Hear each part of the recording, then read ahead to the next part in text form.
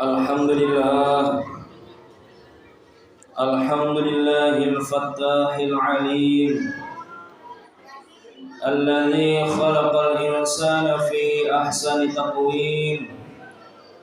Ashhadu an la ilaha illallah al-wahidul hakim, wa ashhadu anna sayyidana wa maulana Muhammadan abduhu wa rasuluhu ar-raufur rahim. Allahumma salli ala sayyidina Muhammadil karim al-munzali alaihi wa innaka la'ala khuluqin azim wa ala alihi wa sahbihi ajma'in, amma ba'd. Faya ayyuhal hadirun ittaqullah haqqa tuqatih wa la tamutunna illa wa antum muslimun.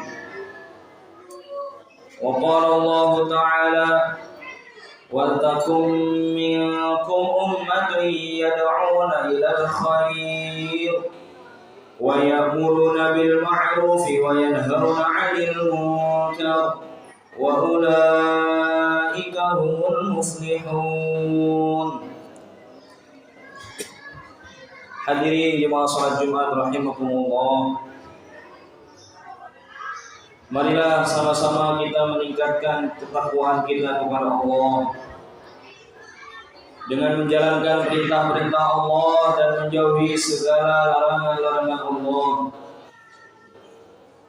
Karena tidak ada keuntungan yang lebih besar melebihi taat kepada Allah, dan tidak ada kerugian yang paling besar melebihi maksiatnya seorang hamba kepada Allah.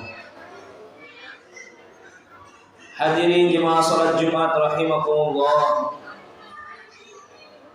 Di hari yang penuh barokah ini, di bulan yang penuh barokah ini, marilah sama-sama kita senantiasa memperbaharui rasa syukur kita kepada Allah Subhanahu wa taala. Memperbaharui rasa berterima kasih kita kepada Allah Subhanahu wa taala,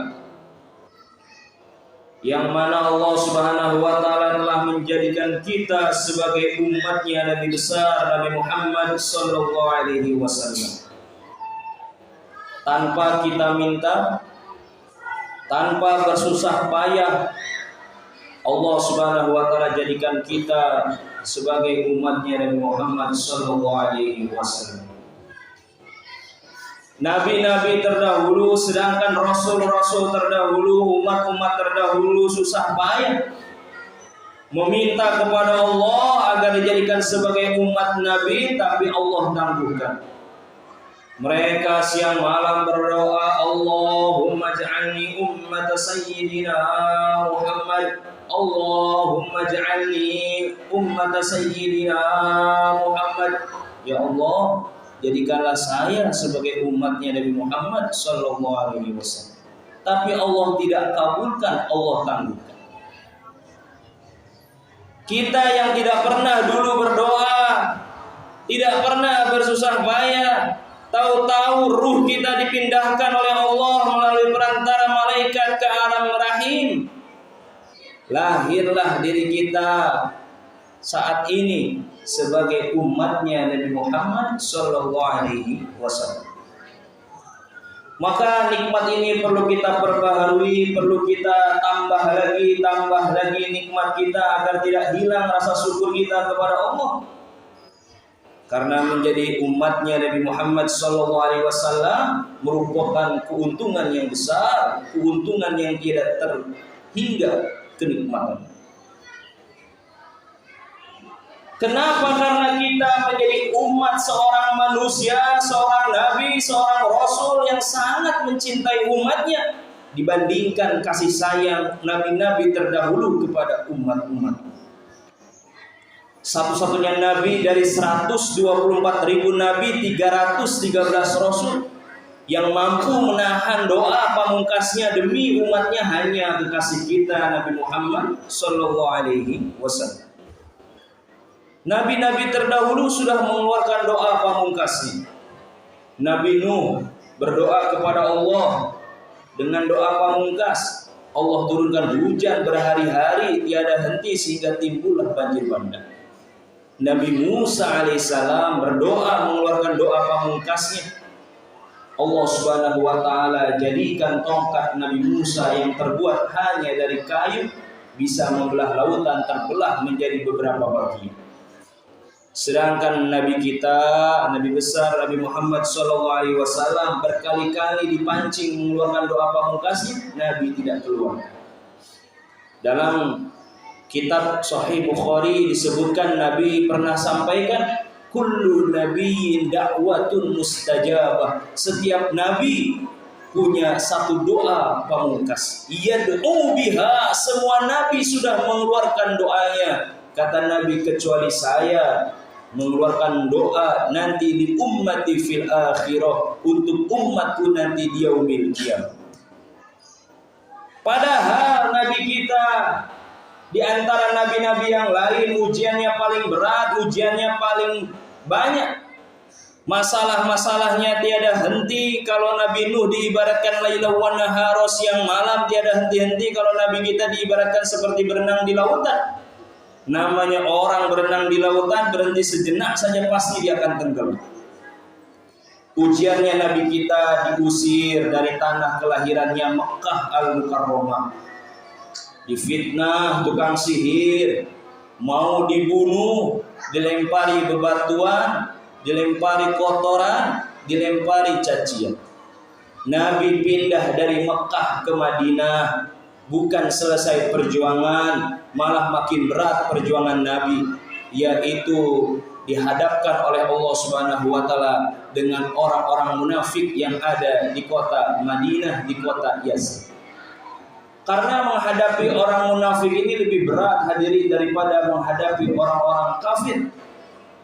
Orang kafir jelas mana musuh, mana kawan, mana lawan. Tapi orang munafik tidak bisa dibedakan oleh Nabi mana lawan, mana kawan. Orang munafik di depan Nabi tersenyum, menyanjung-nyanjung Nabi. Di belakang Nabi memfitnah, bahkan mengadakan perkumpulan-perkumpulan untuk menjatuhkan Nabi Muhammad SAW. Inilah ujian-ujian Nabi. Belum waktu Nabi dakwah ke kota Taif, ke orang-orang Bani Saqif, Nabi dilempari batu sampai jubah Nabi yang berwarna putih berlumuran darah. Kata malaikat, wahai Rasulullah, doa, saya benturkan ini gunung. Ya Rasulullah, doa, saya hantam mereka pakai angin yang begitu besar. Maka Nabi tidak mengeluarkan doa pamungkas. Malah dengan sabarnya Nabi, Allah Subhanahu wa taala memberikan hadiah kepada Nabi. Pulang dari Taif diundang langsung oleh Allah Subhanahu wa taala ke Sidratul Muntaha, yang sekarang menjadi sejarah ditulis oleh tinta emas bahwa Nabi satu-satunya Rasul yang pernah berjumpa dengan Allah Subhanahu wa taala di Sidratul Muntaha hanya baginda Rasulullah sallallahu alaihi wasallam. Nabi Musa bertemu dengan Robnya hanya sekedar di Bukit Tursina. Nabi Musa naik ke Bukit Tursina, lupa membuka nakalnya, lupa membuka sendalnya, ditegur malaikat, wahai Musa, buka itu sendal. Nabi Muhammad mi'raj dengan sendal-sendalnya bertemu dengan Allah ke Sidratul Muntaha. Inilah keuntungan menjadi umat Nabi yang besar, umat Nabi Muhammad sallallahu alaihi wasallam. Bukan hanya didoakan oleh Nabi, kita ini dirindukan oleh Nabi. Kata Nabi, wadidtu anni laqitu ikhwani, sungguh saya itu sangat rindu kepada saudara-saudara saya, kata Nabi. Maka sahabat bertanya, awalaysa nahnu ikhwanuka ya Rasulullah, bukankah kami ini saudara-saudara engkau ya Rasulullah? Maka kata Nabi, antum ashabi, kalian adalah sahabat-sahabat saya. Walakin, akan tetapi ikhwani alladzina amanu bi walam yaruni. Sedangkan saudara-saudara saya adalah mereka yang beriman kepada saya, padahal mereka belum pernah berjumpa dengan saya. Hadirin jemaah salat Jumat rahimakumullah, inilah keuntungan menjadi umat Nabi Muhammad sallallahu alaihi wasallam. Di dunia didoakan, dirindukan, di akhirat nanti diberi syafaat oleh beliau. Tapi perlu kita tahu menjadi umat Nabi ini tidak mudah, tidak gampang, butuh pembuktian, butuh stempel bahwa diri kita betul-betul umat Nabi Muhammad sallallahu alaihi wasallam. Apa stempel sebagai kita diakui oleh umat Nabi Muhammad sallallahu alaihi wasallam? Nabi beritahu, "Qul hadhihi sabili ad'u ila Allah ala basiratin ana wa man ittaba'an." Qul, katakanlah wahai Muhammad, hadhihi sabili, inilah jalanku, kata Nabi. Ad'u ila Allah, mengajak orang untuk taat kepada Allah. Kita sholat umat Nabi, tambahkan sedikit, ajak juga orang lain untuk sholat. Karena kita baru akan tahu betapa berat ujian sebagai Nabi Muhammad SAW. Kalau kita cuma sekedar sholat, cuma sekedar sedekah, orang anggap kita soleh. Tapi coba kalau kita ajak orang lain untuk sholat, ajak orang lain untuk duduk dalam majelis taklim, ajak orang lain untuk sedekah, kita akan difitnah pengkhianat, kita akan difitnah korupsi, kita akan difitnah sebagai orang yang hanya mementingkan keperluan orang lain, kepentingan dirinya sendiri, mengatasnamakan agama. Coba kerja Nabi seperti itu, hadirin. Ad'u ilallah, kalimatnya ad'u, ajak. Makanya dalam hadis-hadis disebutkan oleh baginda Rasulullah SAW, umat terdahulu gelarnya abid, ahli ibadah. Umat Nabi bukan abid, tapi umat Nabi adalah dai, mengajak. Abid aman dari fitnah, dai rentan dengan fitnah.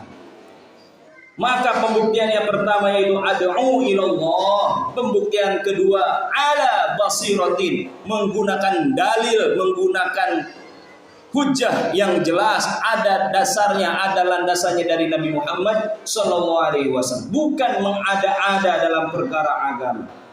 Ana wa manittaba'an, juga mengikuti kehidupan para sahabat yang rela memberikan nyawanya untuk mempertahankan sunnah Nabi Muhammad SAW.